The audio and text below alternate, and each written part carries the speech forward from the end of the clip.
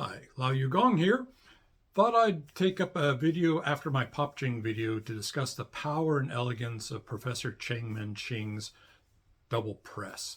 Now, first, we have to get into what double press is not, and it's not a push, or it's not a single push into the opposite hand. A lot of beginners have that idea that you're pushing, like double push is a push, so double press is a push, usually using this hand to push into the palm. So in Tai Chi Chuan, there is no pushing. Everything is structural and wound, and you have to get everything moving from your center. So first off, you have to get the hands correct. So you have to make what I call the double butterfly. So it's this heel of the palm and this heel of the palm naturally fit in together. So you make the butterfly. So either way, you've got the butterfly. Okay, so it looks like this from this side. So they naturally fit together.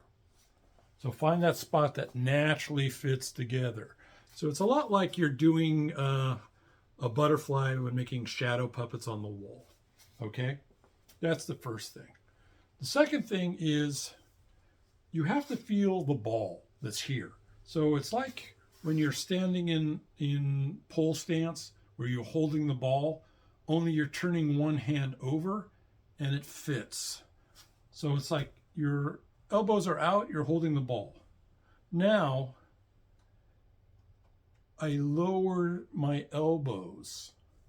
So for my center turning, my elbows wind downwards, and that naturally gives a feeling of pressing out the hands. So I'm not doing this, I'm doing this. See, it's like scissors. So your arms are like scissors that are being rotated from your center, rooted in the feet. Okay? So when you see my hands go forward, it's not that I'm doing this.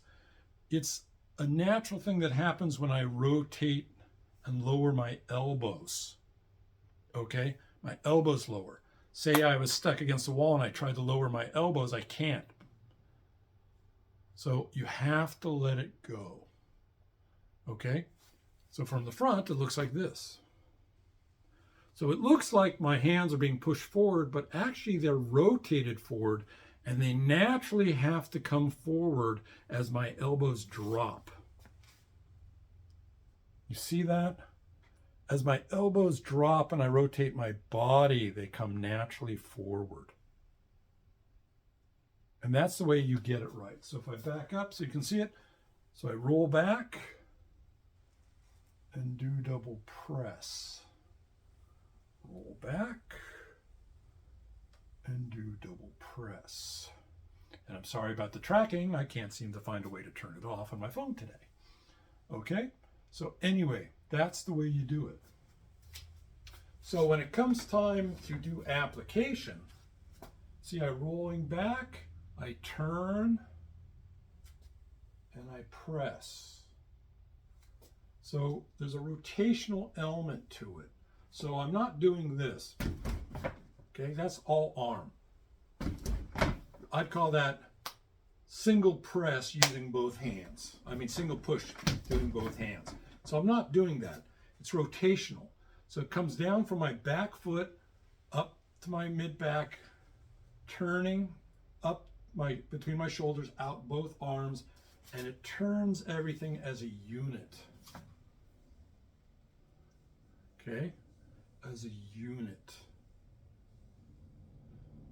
So when I apply it to Shizhang Bob here, I can put my hands up against them, and then comes the Fajin. So it winds through the body, winding, winding, Fajin. Okay, so I'm not pushing Bob. It's a winding motion that comes from the back. Opposite side. Opposite side. So I can put my against his body and I wind. Okay? So I'm not, that's pushing. No, it's a winding. Now I'm doing it very slow. So On our way to finding the perfect Fajin where it becomes totally effortless and it's like a lightning bolt going from the back leg to the fingertips, which we all want to do, we have to practice something. So we have to practice the winding to get to the Fajin. Okay? Does that make sense? And part of that is we have to also get into the fair lady's hand is very important. So please go look at my video on fair lady's hand, because fair lady's hand is one of the most important things you need to get, whether or not you call it morning glory palm, willow palm, or fair lady's hand. You have to set the wrist and have that like stretch to the fingertips, leaving the divot in the palm. Okay? So it's like a tennis ball can fit in your palm. But if you notice, the hands are completely relaxed, slightly stretched because I'm doing it from my wrist. It's like setting your neck. I've talked about setting your chin from the back of your neck. Same thing with setting the lower back in the Ming Men. They're all basically the same, causing that stretch. So that elegance in Professor Ching Ching's hands really comes in when you're doing double press, because it really has this stretching effect through the arms. Okay? This camera today. Anyway, I hope that was instrumental, and sorry about the camera problems. Anyway, have a great day, and hopefully that gives you an idea on how to practice your double press from the form and also in class with other students. And if you have a Bob, he's always good to practice on when it's time to practice Fajin. Take care.